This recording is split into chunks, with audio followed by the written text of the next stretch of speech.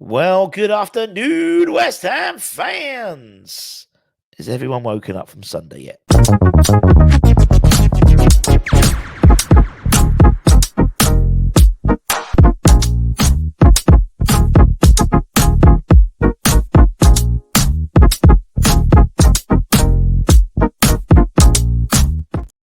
Yes, everybody. Russ and West Ham there. We hope you're all safe and well if you end here. Give it a like, give it a comment, give it a share, give it a subscribe. Don't forget, keep on commenting on the advent videos. We're day 4 today. Don Hutchinson. We've already put on the community tab who's won. I think Mo won the first day. Gary Crawford won on the second day. And yesterday was Joe. I can't remember his surname, but he went, no, I've got it. I've got it here. I've got it here. Joe. I've got his name here. Should have read it beforehand. Joe Kavanagh, 1058. And you've won draw 3. And obviously, we'll be having a draw 4 winner tomorrow, and so on and so forth. All you got to do, you don't have to be a Patreon. You don't have to be a member. You don't have to spend no money. It's totally free to enter. Just hit subscribe and just comment on the advent video. So comment on the video with Don Hutchinson today. Tomorrow, door 5, I think it's Igor Stimac. Comment on Igor Stimac. It doesn't have to be anything insightful, even if it's just a crossed hammers or love him or whatever.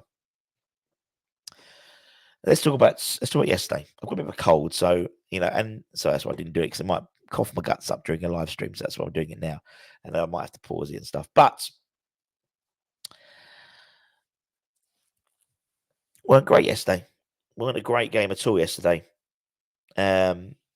And it was frustrating because when the team was announced and you saw the fact, Mavropanos was playing and Zuma wasn't, it turned out it was a private family issue, which hopefully is recoverable. Whatever happens, I hope he's okay, Kurt. And you're back in the side for Spurs, because I think we sort of need you for that. To be honest, I was excited by it. Bowen was back, Kudus was back, Alvarez was back. And looking through the sides, I did my ratings. I think only Kudus came out of that side, with any real pedigree of that game on both sides as well. I thought, we were poor. We were very, very. We were like the weather, grey, drab. It was just, like the weather. It was, epitomised the weather outside. Epitomised what was on the pitch. I thought the same with Palace. They looked disinterested. And we scored after 15 minutes, and anyone who was there early at the ground would have seen, literally, they were doing that set piece all the time, that play, for about 20 minutes.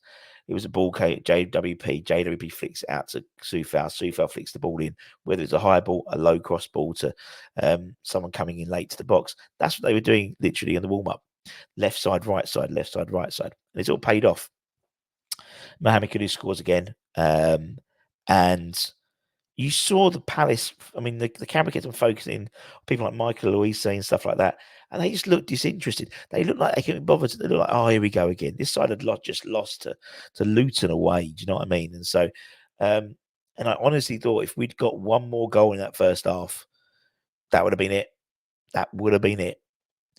But we didn't. We didn't kill them off. We took our foot off the pedal for some reason. God forbid. God knows the reason why. And that was it. And then we just let them get back into the game. Again, another goal scored within that 45 to 60 minute sort of buffer. I think it was 9 or 10 recently. And I just don't understand why that happens. Why that happens. I have no idea whatsoever. It's so frustrating. It's so frustrating. They were there for the taking. They were there for the taking, for sure. And obviously, Moyes came out afterwards and made the comments about the atmosphere and stuff like that. No, David. No.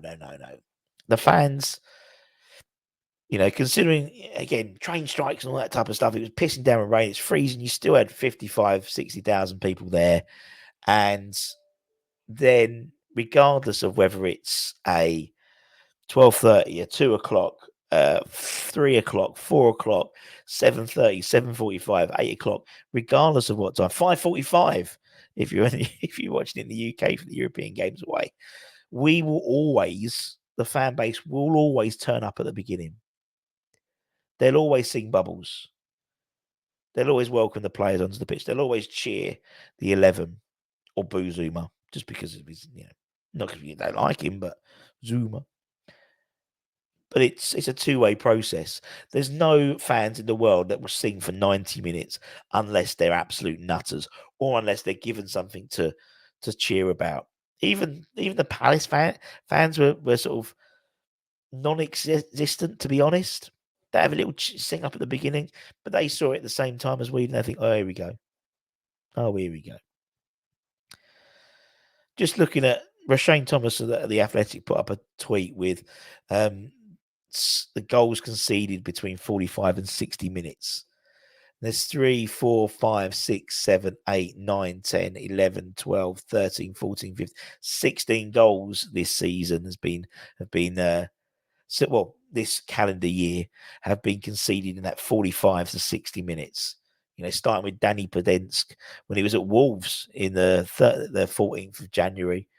And then, and most recently, you've got this season, 1, 2, 3, 4, 5, 6, 7, 8, 9, 10 of our goals we've conceded have been that 45 to 60 minutes. Starting with Jeremy Doku for Man City, and obviously the latest one being Edouard, who obviously we were looking at. We were interested in him come January as our striker option. But that's it's a two-way process. It's a two-way process. Flat on the pitch, flat in the stands. That's the way it works. If the guys are giving it on the pitch, the fans will give it back. And the likes of Sevilla, the likes of Liverpool when we beat them 3-1, all these things. You get what you get what you give them. You get what you give them. But I thought on the pitch we just looked really flat. As in Mohamed Kudus, for me, he's the only came out of any pedigree. Areola was okay, not great. I thought Sufa played all right. I thought Sufa did all right. Didn't get skinned as much as usual, so well done, Vlad. I thought some of his crosses were very good. Another assist for him. Panos, obviously, the mistake, which obviously caused the goal. Again, okay, played okay. Emerson, okay. Alvarez, I thought Alvarez was okay, but again, sloppy. I thought some of his passing was a bit sloppy. JWP, okay. Souček was Souček. Paqueta was a bit wasteful. Thought Bowen, that full position works sometimes, but sometimes it doesn't. And you can see halfway through that game, particularly in the second half, the experiment changed somewhat because Bowen went onto the right, Kudus went onto the left, which is where everyone's been crying out for, and Paqueta through the middle as a 9, really. And you're thinking, if you had Div in there, and then Paqueta behind him, and we had Kudus on the left, if Moyes and Bowen on the right, that's the way to play. That's the way to play. But we didn't. Fornals came on, and again, I don't really know what position he played. It was quite strange. He came on and sort of, I think he was going to play in the middle, but he ended up sort of drifting onto the left, and it didn't make no sense. We should have won that game. We could have easily won that game. Palace were very poor, and to be honest, Palace could have nicked it at the end of it as well. But it was just a very and sometimes you do get them. Sometimes you do get these games. Whether you're having a really exciting season or not, sometimes you do have these drab games. But it was just not what we needed. It wasn't what we needed. We come into a very, very hectic, game sort of schedule. Obviously, we play Spurs on Thursday. Then we got Fulham away. Then Freiburg back at London Stadium. Then Wolves back at London Stadium. Then we've got Liverpool in the Carabao Cup. Then Man United. And then Arsenal to see out the year. Then obviously we play on the 2nd at 7:30 on the 2nd of January. Now, there's some winnable games there. I thought, again, Fulham were doing well against Liverpool, but Liverpool sort of gave a last couple of minutes in terms of winning that game. Spurs, obviously, fantastic comeback yesterday. But they're on a 4-game winless streak, so welcome West Ham. Freiburg are always going to be strong, and they're going to be coming for that they want to win. They want to win the group, same as we want to win the group. There's so much at stake for winning the group in terms of missing out. They won yesterday, 1-0 against Mons. And they're currently, Freiburg, they're in a similar position, 8th or 9th in the league, I think, as well. Then Wolves, again, Wolves are no slouches at the moment. Gary O'Neill's, former West Ham player. They'll want to play. I think they've got Burnley tomorrow. Obviously losing 2-1 to Arsenal, so they want some points. Liverpool's going to be an interesting one. I think Liverpool's going to be a really interesting one in terms of seeing where Liverpool are, because either side they've got Man United and Arsenal in terms of that game. We've got obviously Wolves and Man United. So their priorities, it's a 3-horse race for the Premier League. So they'll want to get as many points, particularly against Arsenal. They'll put obviously a fully strength side on the Sunday after playing us on the Wednesday. But it's possibilities. It's possibilities there. Man United, you know what Man United's going to turn up. They could be absolutely appalling, or they could click, and typically they probably would click. Obviously, the day, a couple of days before Christmas, and then Arsenal on the 28th, and they're obviously riding high in the Premier League. So, yesterday could have if we'd got the 3 points, would have really helped us out. Really helped us out. But it was just flat. But the cloud, the silver lining, is that, so to speak, we've got so many games coming up. We haven't got time to sit there and lick our wounds and feel sorry for ourselves. We've got to crack on. We've got Spurs, a resurgent Spurs. Yes, they'll have a number of players still out injured, but still, it's going to be that game. That's like one of those games you can just, form goes out the window for that Spurs game. Nobes will be into that squad, particularly the new players. They'll know all about the Tottenham game. Tottenham got up to 10 players out, which we'll talk about probably tomorrow. And then the Fulham game, so we've got to keep going. We've got to keep going. But yesterday was just really flat as a pancake, a snooze fest. And I hope towards the end of that game, seeing Kudus on the left-hand side, seeing Bowen on the right-hand side, that's the future.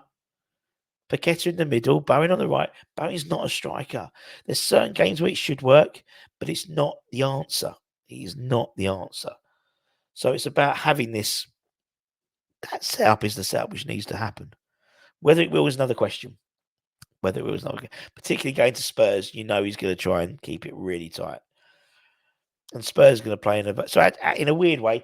The way Spurs play would actually probably benefit us as a unit at the moment, randomly, because Palace didn't come to play. Palace didn't come to play yesterday at all. They came to do a Moyes or a Woy. It was Woy versus Moyes. It was like low block versus low block.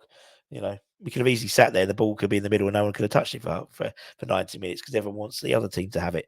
We know Spurs are going to play. We know Spurs are going to play for the middle. They're going to play out wide. They're going to play a high line, and that could benefit us. But it only benefits us as we have the right side out, not playing players out of position. One or two, you can move it around. The versatility is great, but you need players need to have their position. Bowen is better on the right hand side. Kudus probably is better as a 10, I'd suggest, but I think Kudus on the left will give you a nice balance. Paqueta is better in the middle. Goes without saying. Alvarez is better as a CDM. It's not. It doesn't seem like rocket science to me, but it's that's why I'm a fat bloke here talking to you on a YouTube channel rather than necessarily at Rush Green at the moment trying to sort this stuff out. Anyway, we move on. We've got Hammer's headlines today. Couple of transfer rumours. Keep an eye on the channel. We'll also have some opposition fans, Spurs fans coming on talking about Spurs. That'd be fun. And until then, take care, stay safe, stay warm, stay humble. Keep the faith, my friends. Keep commenting. Keep commenting on those West Ham Network advent videos. And I'll see you guys very, very soon. Much love.